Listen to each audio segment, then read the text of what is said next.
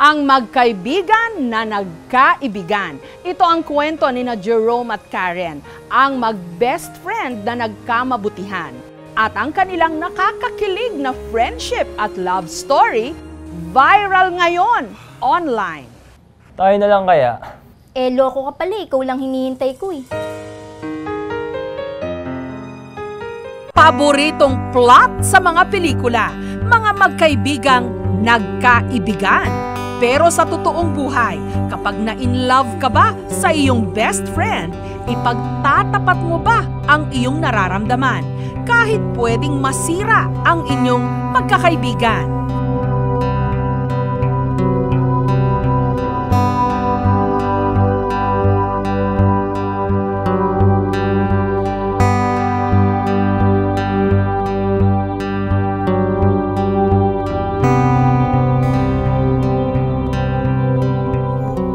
Kahit minsan makita mo rin ako.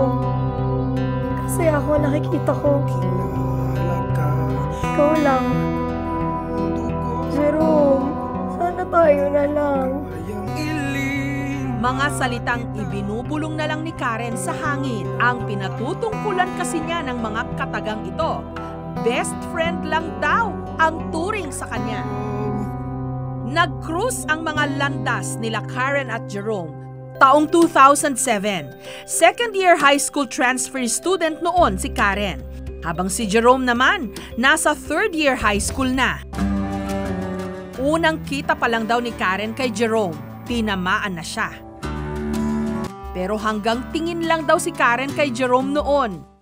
Hanggang may nag-text sa kanya. Kumusta ka? Tapos sabi ko, sino to? Parang huyo. Tapos sabi niya, nung sinabi niya yung pangalan niya, grabe. Antibde. Dito na raw nagsimula ang kanilang pagkakaibigan hanggang naging mag-best friend sila.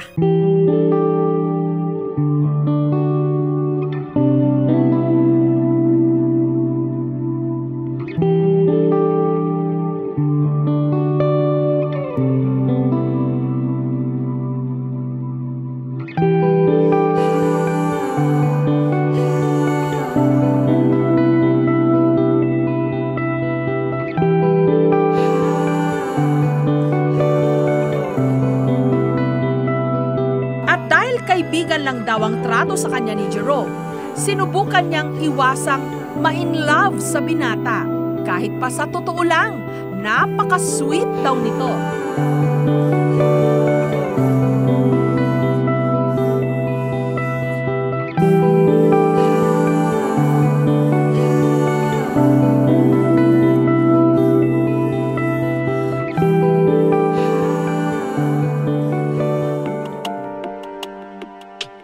Madalas din daw siyang kwentuhan ni Jerome noon ng kanyang mga crush. Kunyari, naasar ko siya sa ibang babae. Deep inside. Nagsiselos. Siyempre, di ba lagi namang ganun pagka naasar mo siya sa iba. Pero gusto mo sa'yo siya asarin. Parang ganun.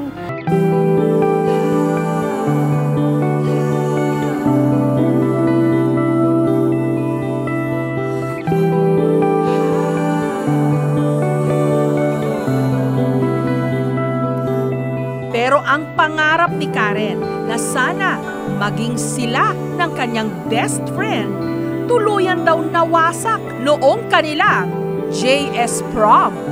Nung sweet na yung music, yung sayawan na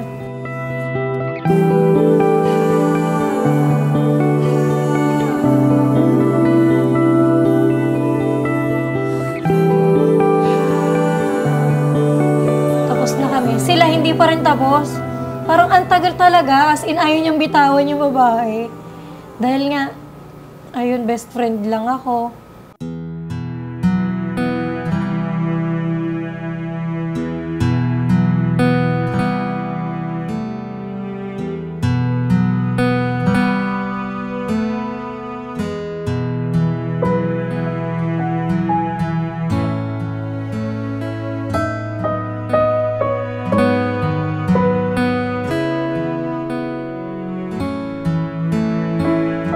Dahil dito, ibinaling na lang ni Karen sa iba ang kanyang pagmamahal. Ang hindi niya alam, Nung nagkanobyo naman siya, si Jerome, nagsisimula na rin palang tanungin ang kanyang sarili. Na-realize ko, bakit bang hindi na lang ako yung maging boyfriend niya? Ganun. Tatakot din kasi ako na i-risk yung friendship namin. Parang best friend pa din yung ano niya sa akin.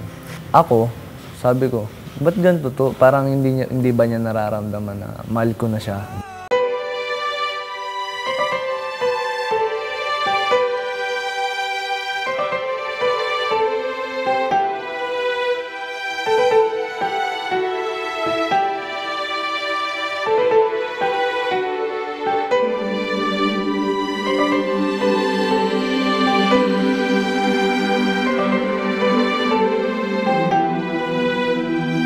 Bato lang ang hindi kikiligin sa mga susunod na mangyayari sa mag-best friend na sina Jerome at Karen. Yung time na yun, nililigawan na siya nung barkada ko. Sinabi ko na lang sa sarili ko, kung hindi man maging tayo, pwede naman tayo maging best friend, di ba? At dahil nga matagal ang naging relasyon nila Karen at ng kaibigan ni Jerome, hindi na nakahanap pa ng pagkakataon ng binata para aminin ang kanyang pagtingin sa kanyang best friend. Lagi na lang daw niyang binabalikan ang nangyari sa kanilang dalawa nung high school sa kanilang school fair.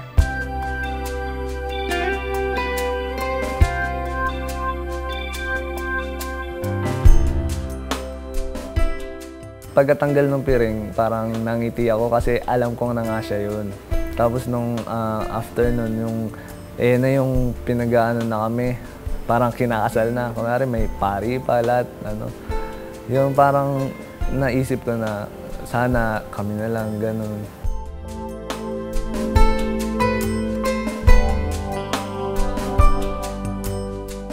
Kilig.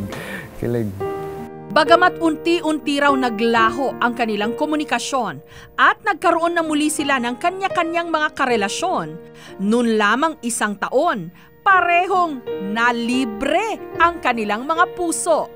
Galing siya sa breakup, parang naisip ko na isama siya. Kasi nga, gusto ko rin siyang makausap, makomfort. Kasi alam ko malungkot siya eh. Hindi ko pa kagad siya niligawan. Kasi galing siya sa breakup. Tapos tatakot din kasi ako na i-risk yung friendship namin. Pinag-isipan ko talaga na kung liligawan ko ba siya talaga o hindi. Hanggang hindi na napigilan ni Jerome ang kanyang damdamin. Nagparamdam ako sa kanya na parang na mahal ko na siya. Isang beses, sinurprise niya ako. Nag-post ako sa Twitter ko, sabi ko, craving for chocolate, sabi kong ganun. Eh, syempre, naisip ko. Parang surprise ko nga to, puro chocolate. Nagulat na lang ako, nag-text siya, lumabas ako ng bahay. Paglabas ko, nandun na siya. Tinatakot ko pa siya eh. Palakayan eh. Ginaganon ko pa siya. May tutuklaw sa'yo, gano'n. Pagbukas ko, puro styro na ginagad niya yata yun. Ang dami, as in puno. Tapos may mga design na, ewan ko ba sa kanya kung saan niya nakuha yun, na mamakikinang. Tapos pagkahalong cut ko, pagkakuha ko, yun pala 10 na iba-ibang chocolates yung nilagay niya doon. Nag-I love you. Hinikilig ako nun. Kasi syempre, pero hindi ko pinapahalata sa kanya. Para hindi na raw malito pa si Karen sa kanyang ipinapakita, naghanda siya ng isang malaking sorpresa.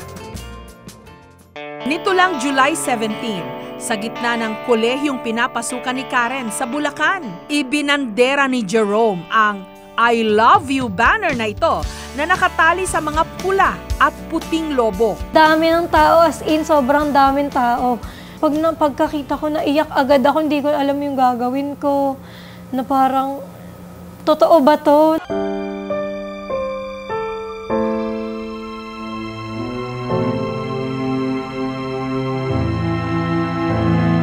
Huwag tayong matakot na mag-risk dun sa mga bagay na pagdidesisyon na natin. Eh kung swerte, di ba? Magiging masaya tayo pareho. After ilang years, magiging tayo din pala sa huli. Niligawan din ako ng crush ko. At best friend ko. Yes! Ang sweet naman. The end.